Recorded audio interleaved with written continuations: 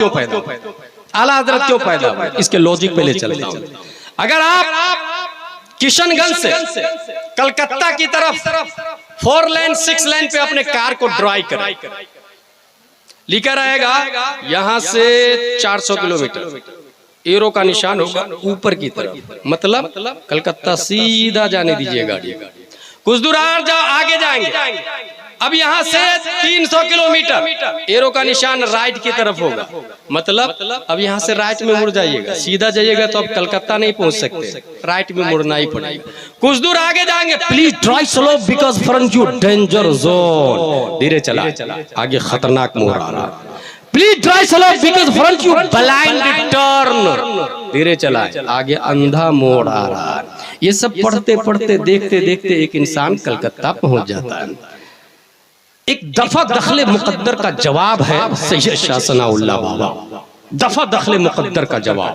सवाल ये है मालिक ओ मौला, ये किशनगंज से कलकत्ता का हाईवे डामर सरिया सीमेंट कंक्रीट पत्थर गिट्टी से बना हुआ, बगैर सिग्नल के हम नहीं चल पाते, बगैर एरो के हम नहीं चल पाते, बगैर रम्ज के नहीं चल पाते, बगैर इशारा और नुसूब के नहीं चल पाते। और तूने ये कहा इहदिनस सिरातल मुस्तकीम, इस्लाम सीधा रास्ता है, और ये रास्ता तो कंक्रीट का है ही नहीं, ये रास्ता तो पत्थर का है ही नहीं, ये रास्ता तो सरिया सीमेंट का है ही नहीं, ये रास्ता तो मिट्टी का है ही नहीं। मालिक मौला, जो रास्ता दिखता है किशनगंज से कलकत्ता वाला, वहां बगैर सिग्नल के नहीं चल पाते हैं, और तेरा इस्लाम दिखता नहीं है, तेरा इस्लाम एबल टू टच नहीं है, तेरा इस्लाम एबल टू वॉच नहीं है, तेरा इस्लाम एबल टू किस नहीं है, तेरा इस्लाम एबल टू हग नहीं है, तेरा इस्लाम एबल टू लुक नहीं है, फिर इस इस्लामिक हाईवे पर बगैर सिग्नल के चलेंगे कैसे?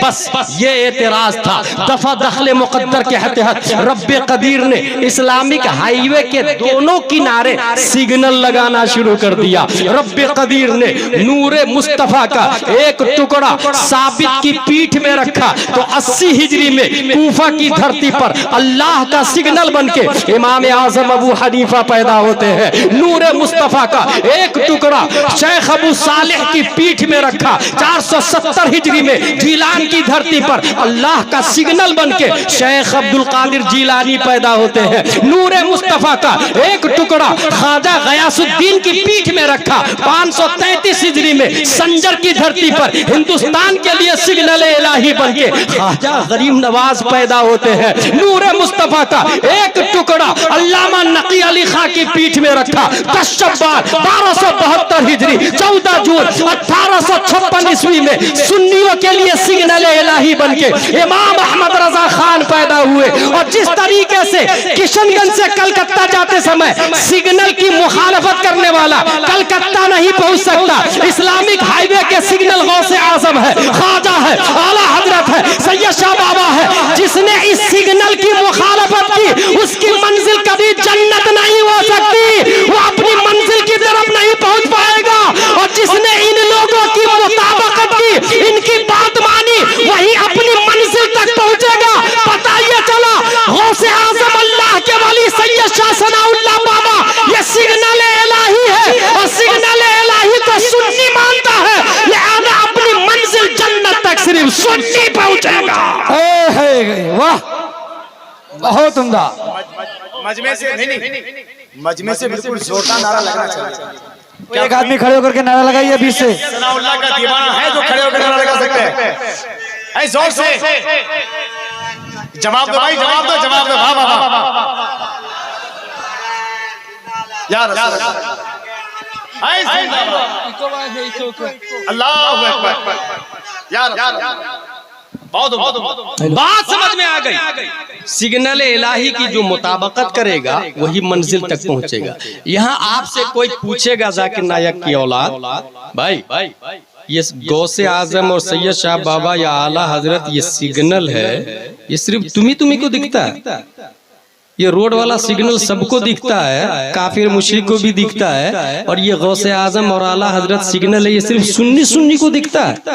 इसलिए कयास मअल फारिक है। अगर वो ऐसा बोले तो कहिएगा प्रो लिसन टू मी केयरफुली, ये जो किशनगंज से कलकत्ता का हाईवे है 6 लेन 4 लेन, रात में सिग्नल उसी को नजर आता है जिसके फॉर्च्यूनर में लाइट होती है, एक्टिवा में लाइट होती है, टोयोटा में लाइट होती है, अल्टो में लाइट होती है, औरा में लाइट होती है, स्कॉर्पियो में लाइट होती है, एक्टिवा में लाइट होती है। अगर लाइट नहीं है तो वो सिग्नल नजर नहीं आता। बात समझ में आ गई? सिग्नल तो है गौसे आजम, सिग्नल तो है आला हजरत, देखने के लिए छाती में ईमान की लाइट चाहिए और साने मसनू से साने पर इस्तिदलाल। ये इस बात की दलील है कि अगर ये हमको नजर आते हैं तो मतलब ये है कि ईमान सिर्फ और सिर्फ हमारे पास है, ईमान सिर्फ और सिर्फ हमारे पास। ये पूरे उर्स की बहस क्लियर हो गई। साहिब उर्स इंसान कैसे बनता है, अब इसको सुने।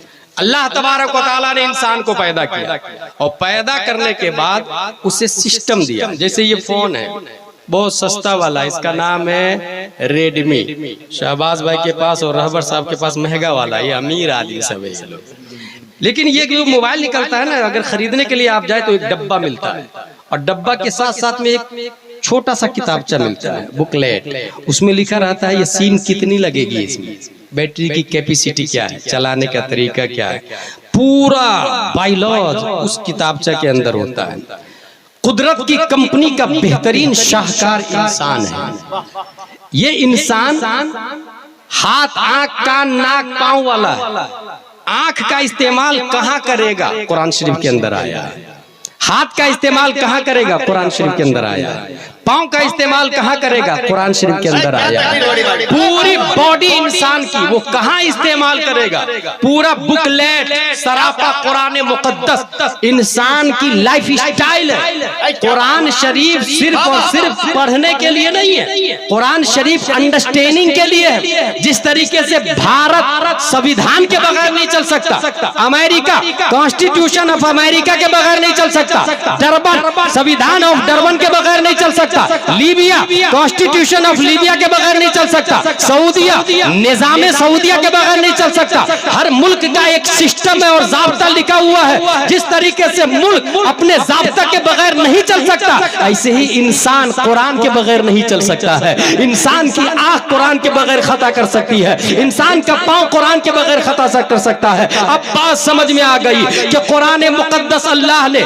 इंसान को चलाने के लिए पैदा किया है, इसलिए कुरान में आया इन्ना हादल कुरान यहदी लिल्लती ही अक़वम। अब आपसे कोई ये सवाल करेगा कि भाई साहब संविधान के अंदर तब्दीली आती है, जमाने बदलते हैं, इंसान बदलता है, कॉन्स्टिट्यूशन बदल जाता है, भारत का निजाम बदलता है, दुनिया का सिस्टम बदलता है, वो फ्लेक्सिबल निजाम है, लचक वाला निजाम है, सबके अंदर तब्दीली होती है, तो कुरान शरीफ के अंदर भी तब्दीली होनी चाहिए। तो उसका जवाब यह है, सुने दुनिया के जितने सिस्टम है सब इंसान ने लिखा, इंसान, और इंसान के सामने माजी है, इंसान के सामने हाल है, इंसान के सामने मुस्तकबिल है। इंसान के लिए जमाने के 3 किस्में हैं, पास्ट, प्रेजेंट, फ्यूचर। पास्ट देखा नहीं है, प्रेजेंट में है, फ्यूचर आने वाला आया नहीं है। प्रेजेंट में वो कानून लिखता है, पास्ट गुजर चुका है, ऐसा कानून बनाता जिससे फ्यूचर में कोई गड़बड़ी न हो, कोई गलतियां न हो।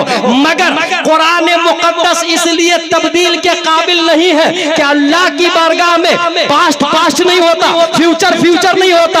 रब के लिए पास्ट भी प्रेजेंट है, फ्यूचर भी प्रेजेंट है। वो आदम के जमाने से लेकर इमाम महदी के जमाने तक सब के सब रब की बारगाह में हाजिर है। इसलिए दुनिया का हर सिस्टम बदल सकता है, कुरान मुकद्दस कभी नहीं बदला जाएगा। कुरान कल भी संविधान था, आज भी संविधान है और कयामत तक संविधान रहेगा। और ये भी कुरान मौजज़ा है नबी का। नबी के मौजज़ा की 2 किस्में हैं, एक टेम्परेरी मौजज़ा और एक अनलिमिटेड मौजज़ा, एक कंटिन्यूअस मौजज़ा। वो मौजज़ा जो टेम्परेरी था, चांद को फाड़ा नबी ने, खत्म हो गया, सहाबा ने देखा। सूरज को पलटाया नबी ने, सहाबा ने देखा, खत्म हो गया। मगर कुरान आज भी नबी का मौजज़ा हमारे दरमियान मौजूद है। और मौजज़ा का मतलब है कि वो नबी के लिए दलील है, दलील। कुरान हमारे लिए सामने देखने के काबिल है। कुरान हम देख रहे हैं, नबी का मौजज़ा कुरान है। ये इस बात की दलील है कि जब तक कुरान रहेगा नबी हमारे लिए रसूल रहेंगे, और जब तक कुरान रहेगा नबी जिंदा रहेंगे। इसलिए अल्हम्दुलिल्लाह हमारे लिए कुरान भी जिंदा है, नबी भी जिंदा है, अल्लाह हमेशा जिंदा है, और कुरान नाले वाले जिब्रील अलैहिस्सलाम भी जिंदा है। बहुत उम्दा, जिंदाबाद। इसलिए दुनिया का हर निजाम बदल सकता है, कुरान शरीफ कभी नहीं बदल सकता। हाँ, जरूरत है कुरान शरीफ समझने की, सिर्फ पढ़ने की नहीं। यहाँ बहुत सारे लोग शादी करने जाते हैं अपने बेटे की लड़की देखने के लिए। आपकी लड़की कहाँ तक पढ़ी है?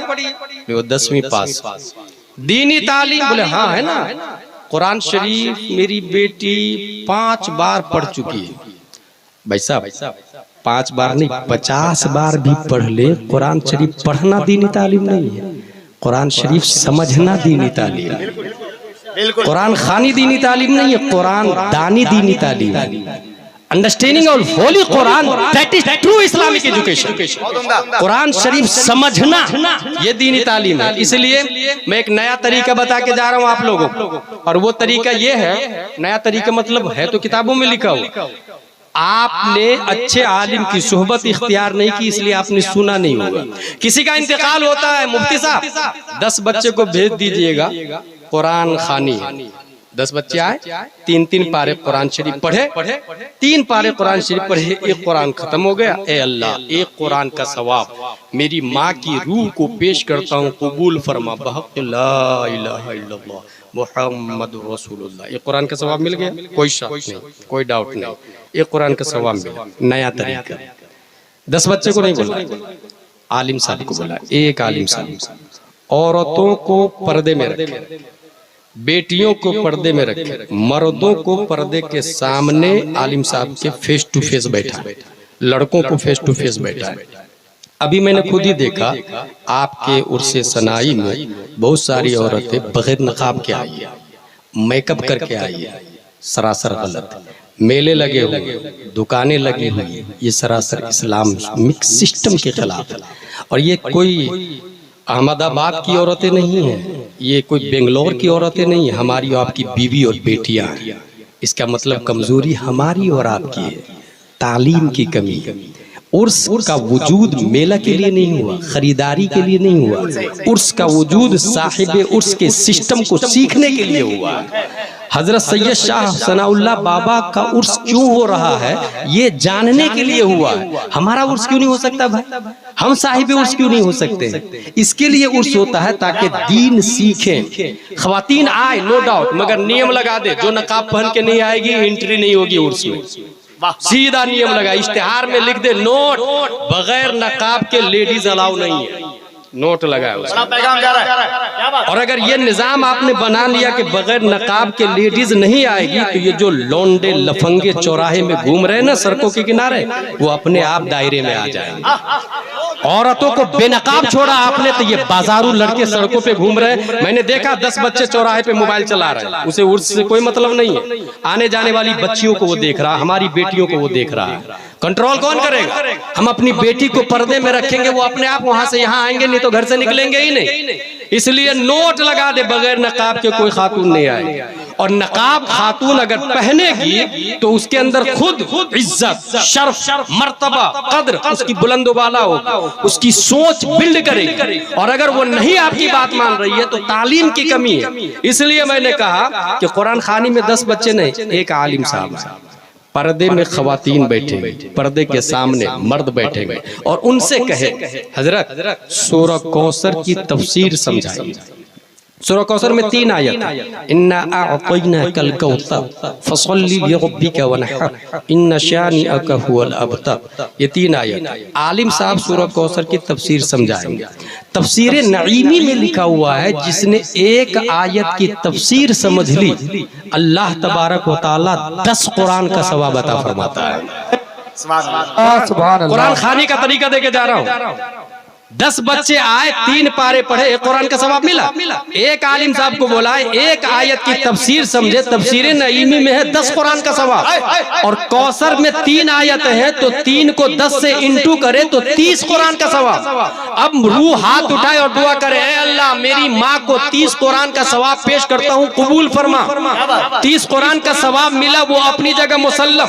एक आयत की तफसीर के आप आलिम बन गए, ये अपनी जगह मुसल्लम। और सुने, वो जो 10 बच्चे को आप 1000-2000 देंगे, उस आलिम से मुसाफा कर ले।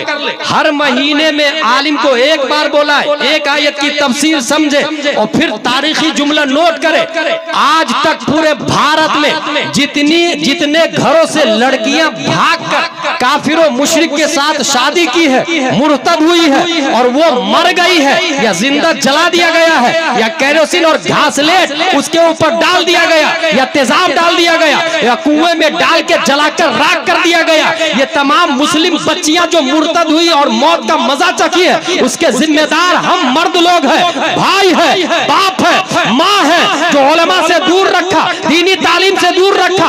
अगर महीने में एक बार आलिम साहब आएंगे, पर्दे में खातून रहेगी, सूरह आयत की तफसीर पढ़ेगी, तो एक दिन ये आयत भी आ जाएगी, ला तनकिहुल मुशरिकात हत्ता युमिनना वला अमतुम मुमिनतुन खैरुम मिन मुशरिकतिन वलौ अअजबतकुम वला तनकिहुल मुशरिकात हत्ता युमिनु वला अब्दुम मुमिनुन खैरुम मिन मुशरिकिन वलौ अअजबतकुम। जब इस आयत की तफसीर हमारी माँ और बहनें और बेटी पढ़ेगी कि किसी काफिर से निकाह नहीं होता, वहाबी से निकाह नहीं होता, मुर्तद से निकाह नहीं होता, खुदा की कसम वो बच्ची जान दे देगी मगर काफिर के साथ भागेगी नहीं। तारीख का मुशाबा यह है, जिस घर में उलमा की आमदोरफ्त नहीं है, उसी की बच्चियां भागकर काफिर के साथ शादी कर रही है, और जिस घर में उलमा की आमदोरफ्त है, उस घर वाले कल भी उलमा को पसंद करते थे, आज भी पसंद कर रहे हैं, और कयामत तक वो दीन इस्लाम को पसंद करती रहेंगे। सुभान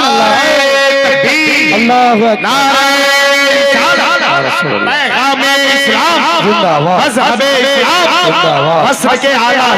अकबर, मैंने क्या कहा, कुरान खानी में क्या करेंगे, आलिम साहब को बुला के तफसीर शरीफ, एक आयत की तफसीर। और आइंदा साल उर्स में अगर मुझको दावत दी, मोहसिन भाई जिसने दावत दी वो है नहीं तो मैं उनकी क्लास लेने वाला था, अहमदाबाद में है वो अभी, अल्लाह जज़ाए खैर दे।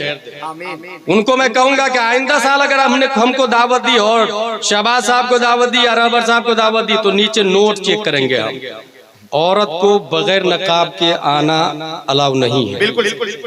अगर ये नोट लगा हुआ है, कमेटी वाले कान खोल करके सुन ले, जो कमेटी उलमा की रहबरी के बगैर उर्स करती है, उस उर्स को ख्वाजा गरीब नवाज के उर्स में बदलने में टाइम नहीं लगता। बिल्कुल, ख्वाजा गरीब नवाज के उर्स का ये हाल है कि मुजाविर के ईमान का ठिकाना नहीं।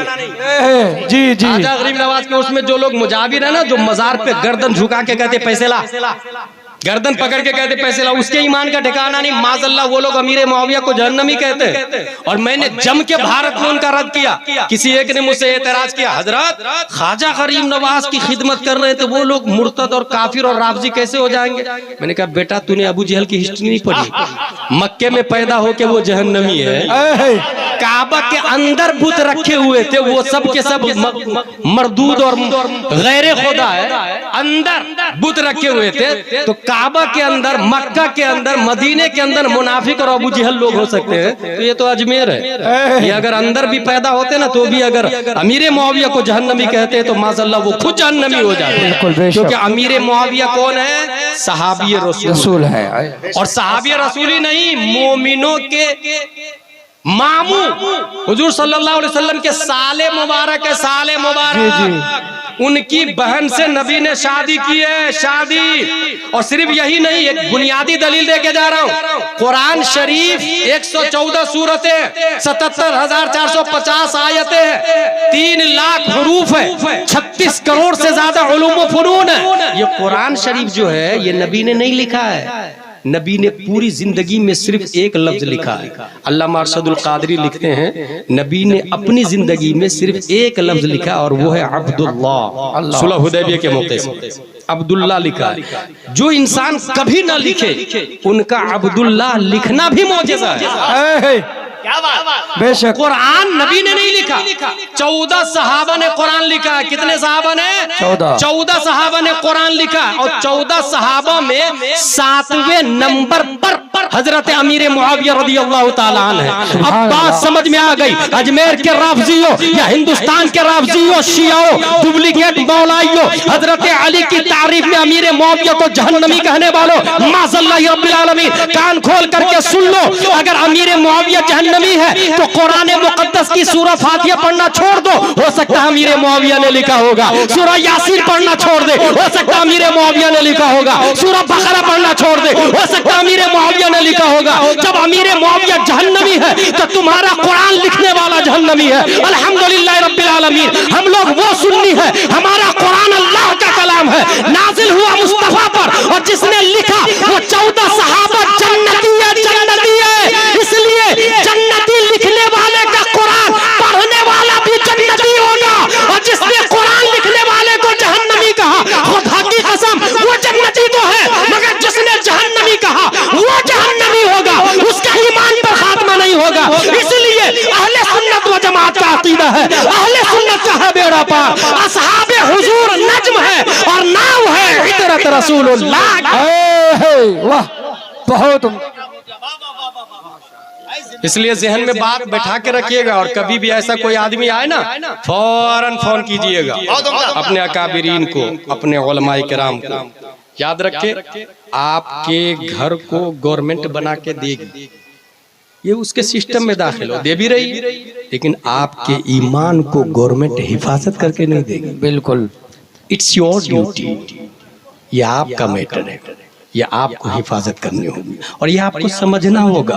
और यहाँ कुछ लोग क्या समझते जानते हैं? कुछ लोग देख रहा हूँ मैं, 40 साल के, 50 साल के, मेरी तकरीर खत्म होने जा रही है, वो लोग ये समझते हैं I can understand Holi Quran, what is right what is wrong, I can